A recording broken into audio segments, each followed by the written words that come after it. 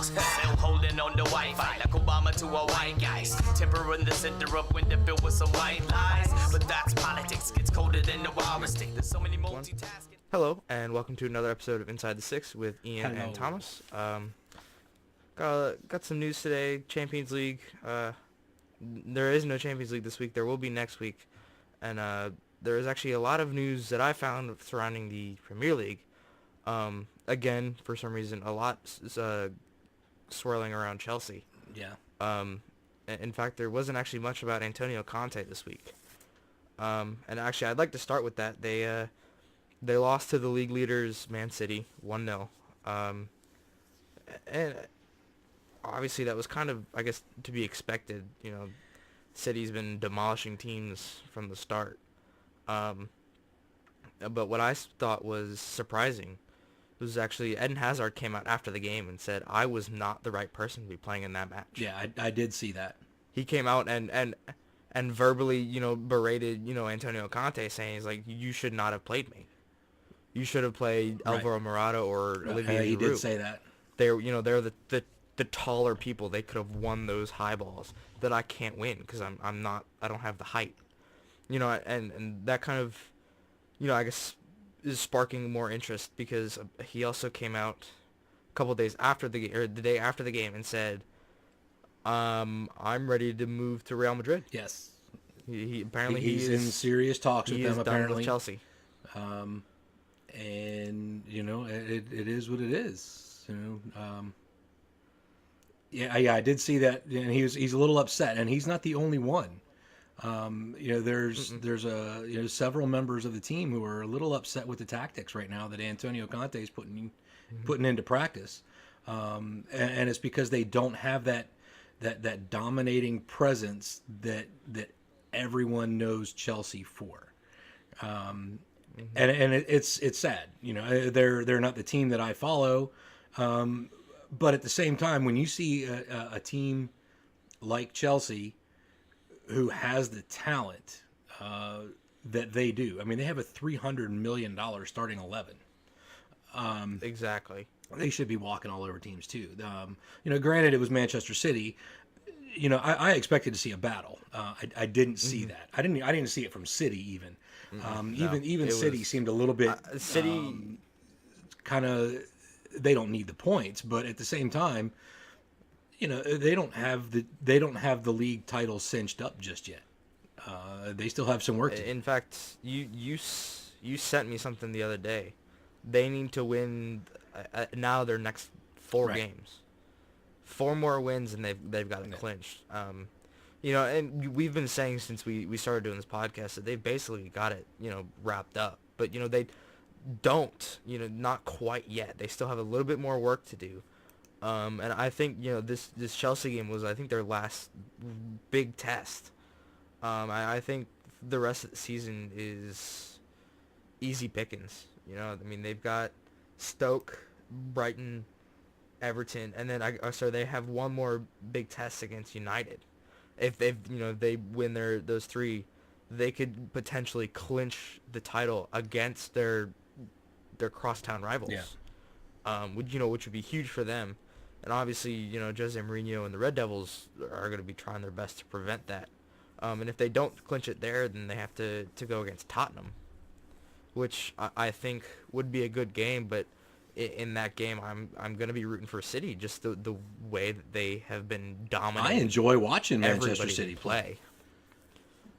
It's this season has been a lot of fun to watch them play.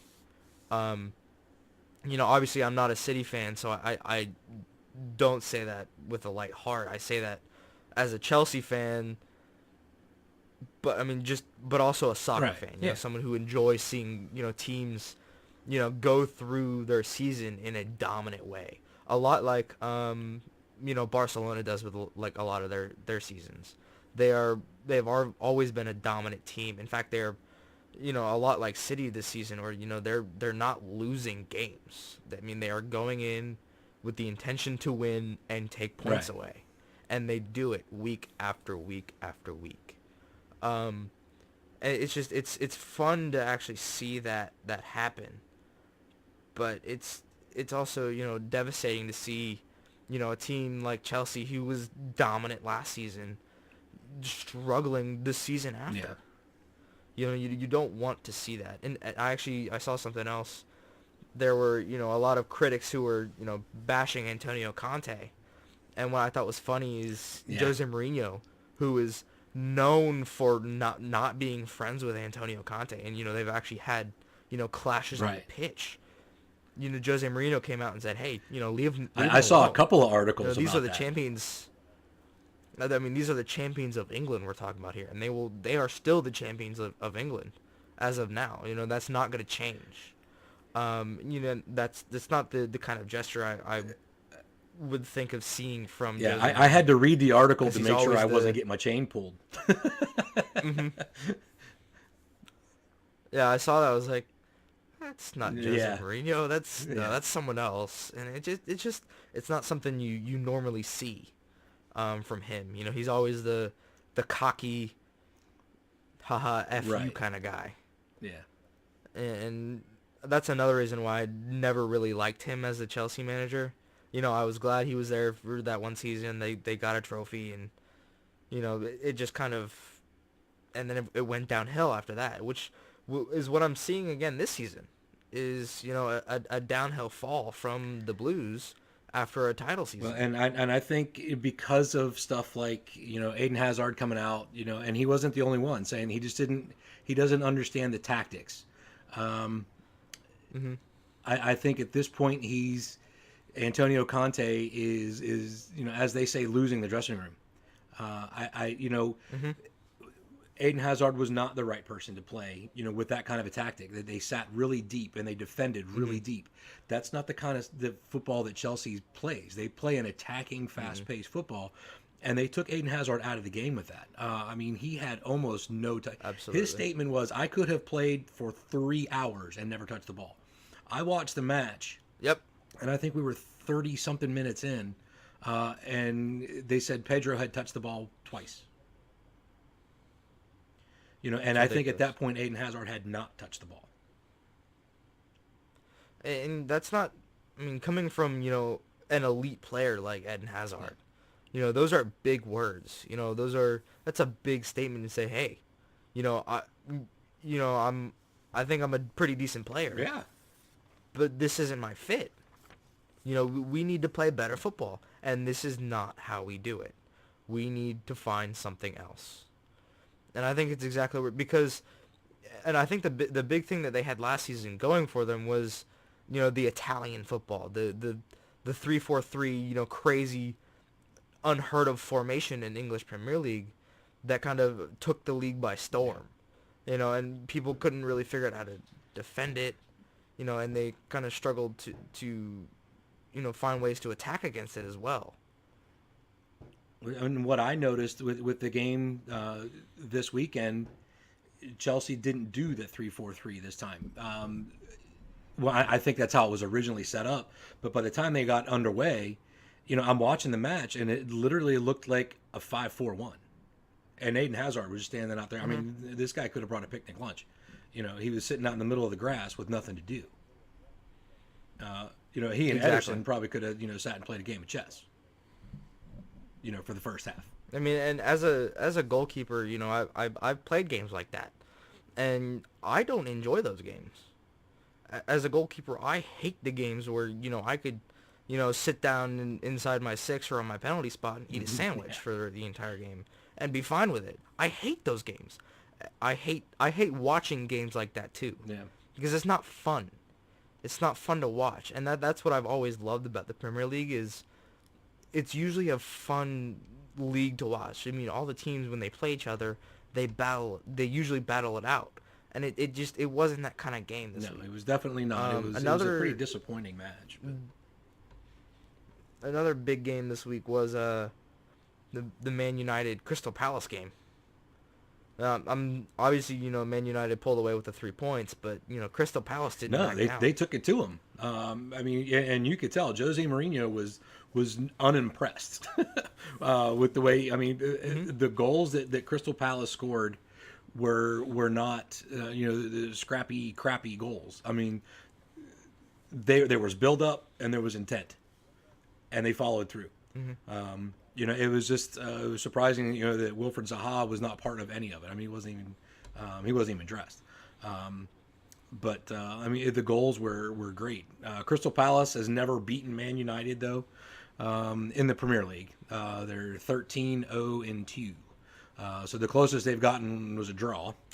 And they were really close this weekend to pulling out 3 points out from underneath Manchester United, which as a Liverpool supporter would have been fantastic for me to watch Liverpool stay in second place a little bit longer. But that was a really fun game. It was a surprise. I saw those goals go in, and I was like, oh, wow. This is going to be something. And it was going to be fun to watch. And it was action all the way to the very last. One of the very last actions of the game. It was the winning goal for Manchester United. From Matic, Nemanja Matic, yeah. I think it's his second goal of the season. He's not a goal scorer, but he's a very good player. He played for Chelsea for a couple of seasons, and I was actually very sad to see him go. The fact that you see Manchester United struggling, I guess, against teams like that isn't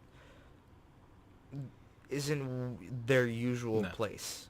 Usually they're pretty dominant against teams like that. Every once in a while they struggle. But speaking of struggling teams, Arsenal lost this week. And they lost well to Brighton. In fact, I'm looking at their last 5 games. Yes. They have lost their last 4. And then this is, Europa League against their the first of the 4 losses was against a team called Östersunds FK from Sweden. I don't think you're allowed to say that on YouTube. They lost 2. I'm sorry. They lost the game 2-1, and it didn't really matter because they won 4-2 on aggregate. But that's not what you want to see. You want to see wins. They lost 3-0 for the EFL Cup FA Cup against City. I expected that. I 3-0. Whatever.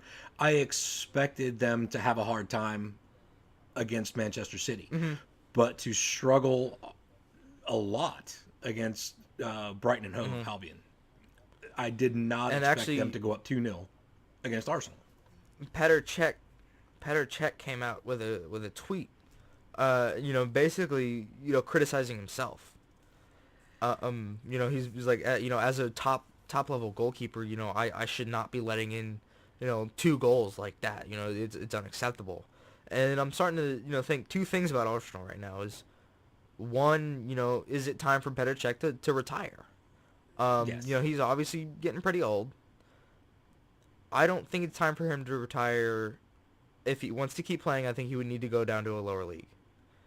If he doesn't want to go down to a lower league, then he needs to retire. And I think it would be smart for him to retire because I don't think he wants to be known as someone who stayed at the lower leagues for a couple seasons, because he's been a top level goalkeeper for like a decade now. And I did see an article. I don't remember who they were talking about, but they talked about the long-term replacement for Petr Cech. I don't remember who it was. He's not in the Premier League. It was another European league somewhere. Sorry, I don't remember who that was. Maybe we can bring that up, on another episode coming up. I'll find that information. But you're talking about he tweeted an apology.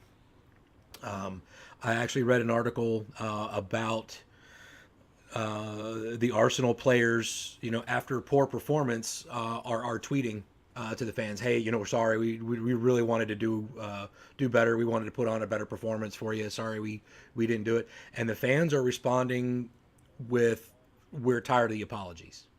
We're sick of the apologies. You're not doing what we want you to do." I would be too. And then the hashtag Wenger out movement is getting, which brings up my really second loud point now. It's not a quiet movement anymore. Is it? is it, that's my second point is, is it time for Arsene Wenger to leave Yes, he's Arsenal? lost the dressing room. And I've been saying I think it was time for him to leave, like a season and a half ago. I mean, or even longer. He hasn't had the dressing room for a long time now, and that's been very clear. Yeah, the Arsenal Supporters Trust, who are the Arsenal official supporters, who apparently have a small financial stake in the club. They are, they're part owners, I guess. My understanding is it's a small, and I may even be mistaken about that. But however, it's a very large group of Arsenal supporters, and they had a vote, and 80% of them voted for Arsene Wenger's contract to be terminated forthwith. Yeah, I mean, it's just So that's, like I said, ridiculous. that movement, the Wenger out movement, is getting really loud now. On kind of a flip side of that same coin, Everton is having a lot of trouble right now too. Sam Allardyce may be on the hook, and there is apparently some official conversation between Everton Football Club and the 69-year-old Frenchman named Arsene Wenger. So, really? It remains to be seen. Does he make it through the season? There's 9 matches left. Arsenal are solidly in 6th place. I mean, they're not even in Europa at this point, which is, for a team like Arsenal to not be in European play coming up, is shocking. They have the money, they have the talent, Exactly. they have the ability. They just don't have the motivation right now for whatever reason. So at this point, if the season ends today, Arsenal is not in European play at all. The top 5 is rounded out with City, United, Liverpool, Tottenham, Chelsea. And at this point, Chelsea's not even in Champions League. Correct. At this point, they would be in Europa League Right. next season. Which is a huge loss for Again, them it's a big as well, surprise. which means, they need to kind of step to it go up. from champions of the league to struggling to stay in European competition. Exactly. There wasn't really much else going on in the league. And I believe Arsene Wenger's contract is until the end of the season. I believe he signed a 1-year contract after last season. If he does leave, who do you think would replace him? I don't even know if I'm smart enough to speculate. I've seen some rumor that Mikel Arteta is on the short list. However, there's a lot of people who are saying he's not the right guy. I don't know. I don't know who would be a good fit for $300-400 million worth of European superstars. I don't know who you get for a job like that. Especially since he's had control of that team for so 21 long years, now. 1996. I mean, there's not very many people who understand how that team might work. Which might be something good for him. He might keep his job because no one else knows how to do it. But what they're doing is not working. I don't think it'll work like that. But Yeah, exactly. I don't think it'll work like that. I do think he'll be gone at the end of the season. I think he will. I think leaving. And I think that is for the better. I of agree. the team. For Arsenal to continue to move forward as the London powerhouse that they are. I'm by no means an Arsenal fan at all. I have really bad words that I use to describe Arsenal. Likewise. But at the same time, they are a powerhouse team, and to see them struggle, makes it easier for the team that I support to do better. Because Liverpool has a reputation for being very inconsistent. And the fact that Arsenal is struggling, the fact that Chelsea is starting to struggle a little bit, makes things a little bit easier for Liverpool. United still kind of trucking along. City is not even part of the conversation anymore. There's something really drastic is going to happen for City to not come away with the cup, with the championship. And I do think in the past 2 years at minimum, there has been a slight power shift in the Premier League. And it's really starting to come out this year, I think. You've got, teams like Arsenal. I mean, obviously Arsenal's always struggled, but they're struggling a little bit more this season.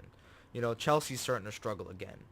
And you've got, City and United, who used to be powerhouses a couple years ago, who were kind of, sitting in the back, 2-3 seasons ago, who are finally resurging and, Right. having their time again. And then you've got Liverpool, who, has always been consistently, fourth or fifth in the league. And they're coming up and they're testing for second Right. at this point. Obviously, I like I said, and you said it as well, I don't think they're going to challenge City. I don't think No. anybody can challenge City this season. No, I mean, I'm not going to but, say it's impossible. I think it's highly improbable. Is what it boils down to. The City is just, they're firing on all cylinders. They have one loss in the league, and it's to Liverpool. But at the same time, the last 10 minutes of that match, Liverpool's inconsistencies showed up, and they almost gave it away. But just seeing teams struggle. Alexis Sanchez, left Arsenal, in the hopes of improving some things. I think we mentioned a couple episodes ago that he'd set the record for the number of times losing possession in a single match. It was 35. Fun fact for the Manchester United match this weekend, he again set the record for number of times losing possession in a single half. It was 19. It's not good. He's just not fitting in somehow. He's a phenomenal player. The man has so much talent and so much ability. He's just not found. He's not found that niche just yet. And it's sad for him. I mean, he's a top level, world class player. And I hope that he kind of picks up the pieces and moves on. He's got 9 matches left, and then I'm sure he'll be back next season, and hopefully a little bit better. He's gonna have a little bit of time to rest, a little bit of time to reset, and then start a fresh season, at Old Trafford. And I remember when there were transfer rumors surrounding him, City was one of the potential targets. Do you think that would have been a better fit for him? Absolutely. I think so as well. I think he'd fit better, and he would be scoring. He'd be scoring more and working better with the Manchester City squad. Yeah. I think he'd be having more fun, which is is ultimately the purpose of the game. Just have fun out there. I understand you're getting paid for it, but you can still have fun. I mean, just because you're getting paid doesn't mean you can't enjoy what you're doing. I mean, these guys are playing football for a living. I mean, they should be having a ball no matter what.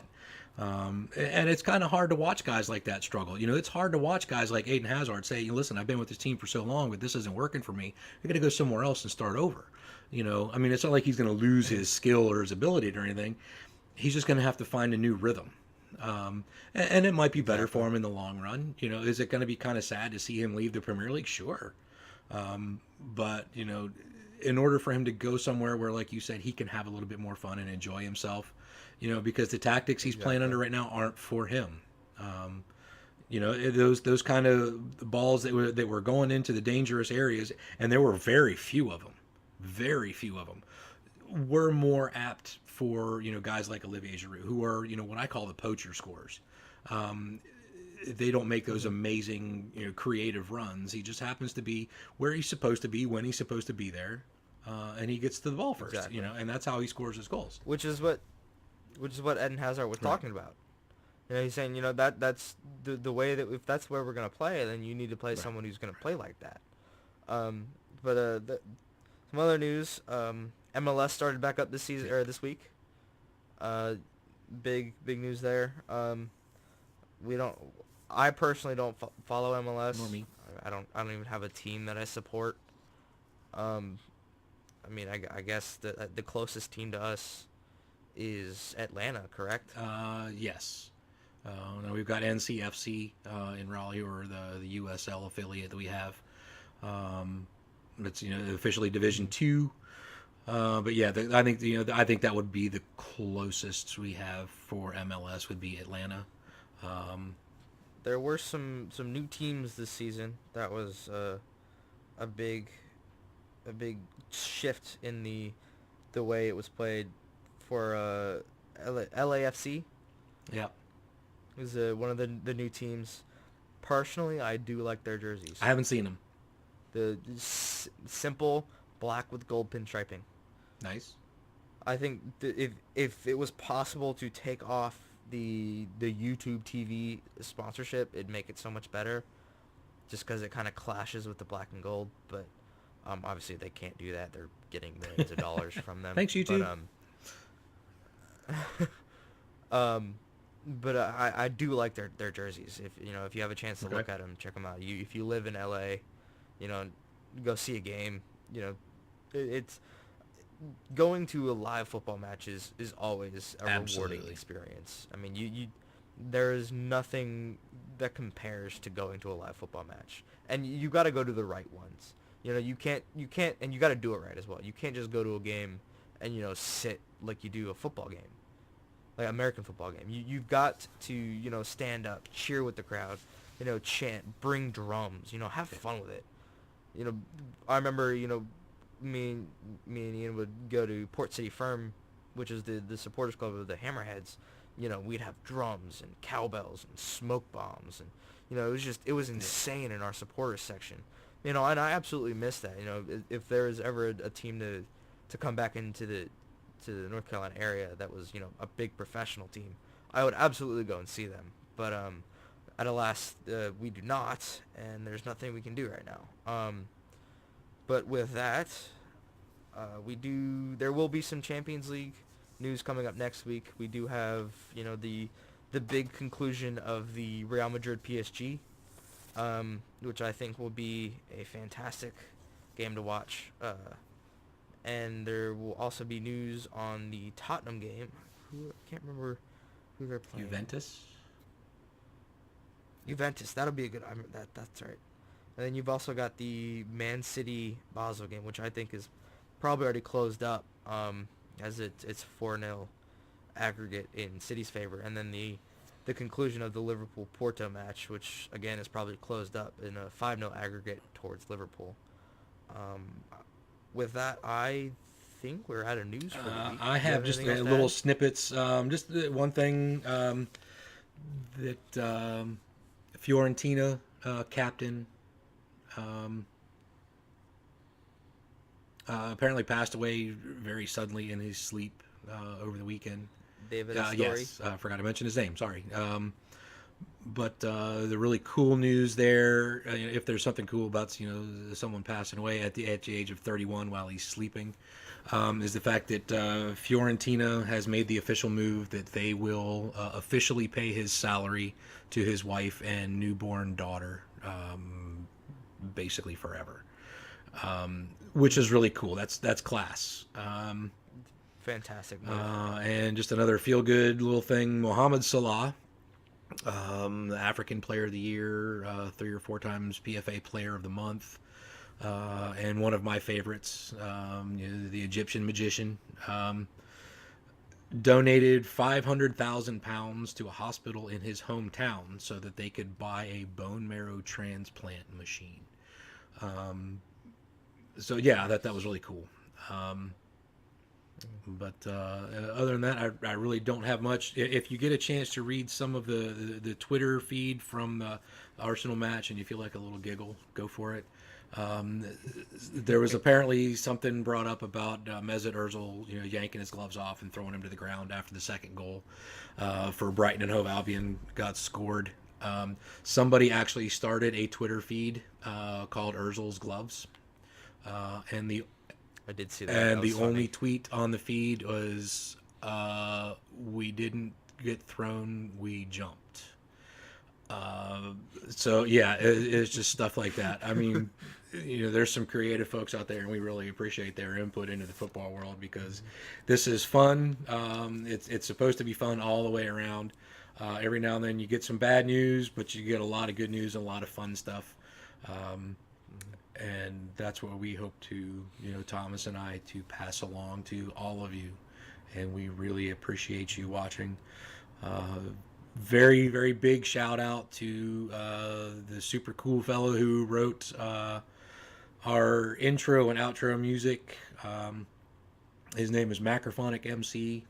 You'll find links to his music on the page. Please check it out. And in the description. In the description, yes. Please check out Macrophonic MC. He's a really great guy. He's a very good friend of mine. And he's very talented. And we also want to shout out especially to our young producer, Owen Spice. Thank you very much, Owen, for what you do for us. We really appreciate it. Even though we have some hard times getting stuff done the roundabout way, we got to get it done. But we really appreciate your efforts. And one last thing, just another reminder, we still have a t-shirt shop. It's still open. If I remember correctly, every once in a while there's like flash sales that the site that we use just kind of goes through. And as I find those out, I'll definitely put them on the page, let everybody know. But as of right now, this is the only design we have. But Owen and I, Owen's actually the one that created this design. Still a beautiful design. I'm still absolutely in love with it. I mean, I told him what I wanted, and he just kind of made this, and it's it's perfect. But I'm still working with him. We're still gonna get more designs for you guys, and as we move along, I'll let you guys know how that turns out. And I think with that, we will bid adieu for the week, and we will see you guys in 7 days. Thanks for watching, everybody. Don't forget to subscribe. Check us out on Facebook. Check us out on Instagram. Check us out on the Twitter. All that fun stuff. Send us a message. Tell us what you'd like to see. Give us some constructive criticism. Help us out. Help us to do things a little bit better the way you guys want them. We really appreciate all the input and everything. And don't forget to share the page, like the page, all that good stuff. And we'll see you guys next time. Still holding on to Wi-Fi like Obama to a white guys. Tempering the center up when they're filled with some white lies. But that's politics, gets colder than the walrus stick. There's so many multitasking, they multi-taxing in spite of me. But am I convict, fighting it, standing aside and timing it. Go ahead and peak my temper, I'll meditate and then write it. Tiny fit my mode, why they suicidal for titles? I'm spinning beats for my vitals and finding the fighting final. That's why I'm fluid like Tai Chi.